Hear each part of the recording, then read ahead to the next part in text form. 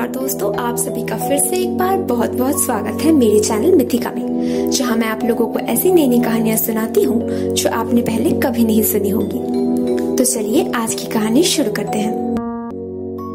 और आज मैं आप लोगों को सुनाने जा रही हूँ कहानी र्यूगु न्योबो की। जापानीज वर्ड र्यूगु का मतलब है ड्रैगन पैलेस और न्योबो का मतलब है पत्नी। तो र्यूगु न्योबो का मतलब है ड्रैगन पैलेस से आई हुई पत्नी। बहुत बहुत साल पहले एक बूढ़ा आदमी अपने बेटे के साथ समुद्री किनारे एक छोटे से झोपड़ी में रहता था। वो लोग बहुत गरीब थे। जब साल खत्म होने को आई तब तक उनका सारा खाना खत्म हो चुका था। इसीलिए उनके बेटे ने तय किया कि वो पहाड़ में जाकर कुछ लकड़ियां काट कर लाएगा और फिर उन लकड़ियों को बाजार में बेचकर जो पैसे मिलेंगे उससे खाना खरीदेगा, ताकि उनको नए साल में भूखे पेट न सोना पड़े। मगर लकड़ियां थोड़ी कच्ची थी, जिस वजह से एक भी नहीं बिकी। उस बाजार में बैठे एक मछुआरे को उस लड़के की हालत देखकर बड़ी दया आई, तो उसने उसकी सारी कच्ची लकड़ियों के बदले उसे अपनी एक बड़ी सी मछली दे दी, ताकि उसे भूखे पेट न सोना पड़े। जब वो लड़का मछली लेकर घर वापस जा रहा था तो वो मछली बिना पानी के जोर जोर से छटपटाने लगी, जिसे देख उस लड़के को उस पर दया आई और उसने उसे समुद्र में छोड़ दिया और खाली हाथ ही घर वापस चला गया।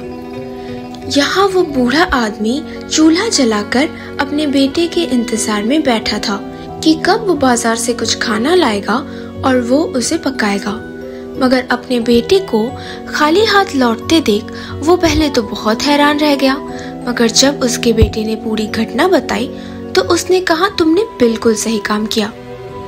उस रात वो बूढ़ा आदमी और उसका बेटा भूख के मारे गर्म पानी में नमक मिलाकर उसे पीकर आग सेक रहे थे कि तभी उनके दरवाजे पर दस्तक हुई।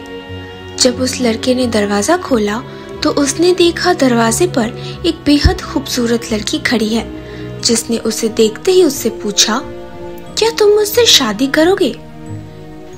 ये लड़की दरअसल वही मछली थी जिसकी जान उस लड़के ने बचाई थी।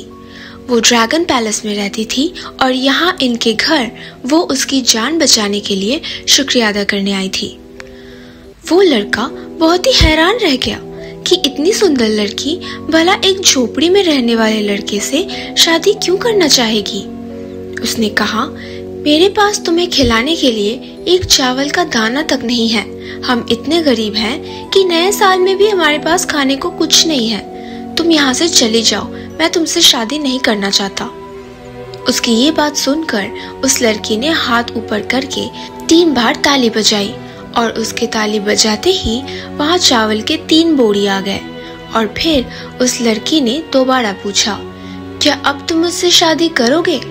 वो बूढ़ा आदमी और उसका बेटा इतना सारा चावल देखकर बहुत खुश हुए और उस लड़की को घर के अंदर ले गए।